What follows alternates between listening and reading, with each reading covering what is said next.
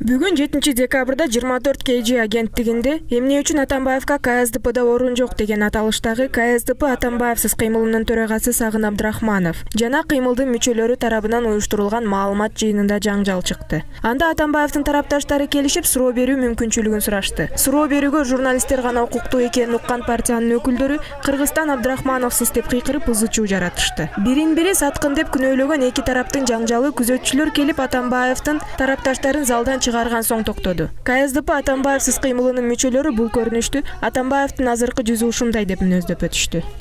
Кыргызстан без Абдрахманова! Ура! Абдрахманов базар!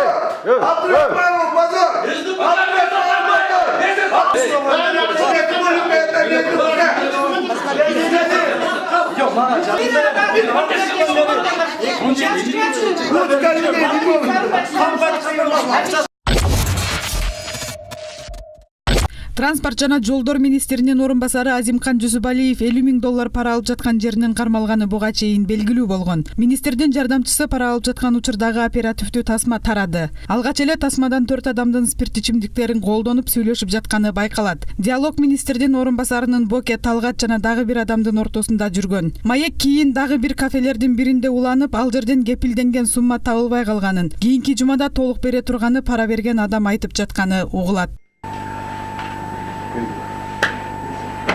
Он больше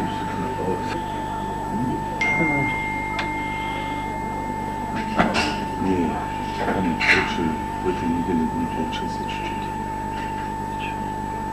Потом смотря 50 тысяч. 50? Всего что ли? Ну, в следующей неделе будет. Он ждет, там не успели никак практически.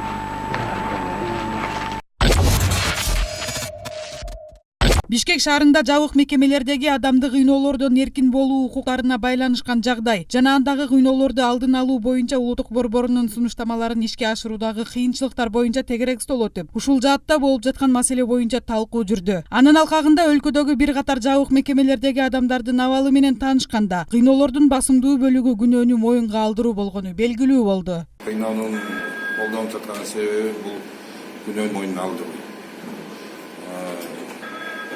80%-дан ашыгы жыл сайын бул арыздар ички иштер министрлигине барышты. Укук коргоочулар Европа биримдигине кайрылып, Кыргызстандын жетекчилигин абакта отурган укук коргоочу Азимжан Аскаровду бошотууга чакырууну үндөдү. Жамааттык кат 10 декабрда Европа биримдиги Кыргызстан деген аталыштагы биримдиктин кызматташуу жыйынынын алдында жарыяланды. Анда кыргызстандык укук коргоочу 2010 жылдан бери мыйзамсыз камалып олтурганын, бул олуттуу мыйзам бузуу экенин белгиленген. Бириккен Улуттар уюмунун адам укуктары боюнча комитети 2016 жылы Аскаровду тез арада бошотууга чакырганына карабай, ал дагы деле абакта отурганы айтылган. Жалал абадтык укук коргоочу Азимжан Аскаров Базар Коргондогу 2010 жылдагы кандуу калабаны уюштурган деп өмүрүнүн аягына чейин эркинен ажыратылган. Прокуратура жана сот органдары анын күнөөсү далилденгенин айтышкан. Элекулы Рыскелди Момбеков Бишкек шаарындагы номер 5 улуттук гимназиянын окуучуларына тамак аштын аз өлчөмдө берилип жаткандыгын айтып чыкты. Анын айтымында аталган гимназиянын жатаканасындагы окуучулардын тамак ашы үчүн күнүнө болгону 60 сом гана бөлүнөт. Бул акчага кайсы баланын курсагы тоймок эле деп нааразы болду Момбеков. Анан ар бир балага бир суткага 60 сом берет экен. 60 сомго кайсы баланын курсагы тоет? 60 сомго тамак жеген бала кандай тарбия алат, кандай билим алат? Мына ушул менин жанымды кетти. Анан атайлап ички иштер министрлигине чалып көрсөм, ал жактагы жана атайын иттер бар, иштете турган арачолордо. Мына ошол иттерге дагы мынчалык эмес, ал дагы 100 сомдон өйдө каралат экен бир суткасына.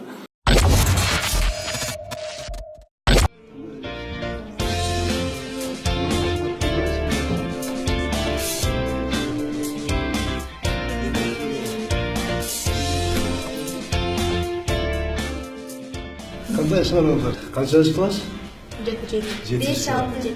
Дорогой Сурунбай Шарипович, это проект, в котором вы с помощью кода должны заставить человечка, чтобы он подвигался.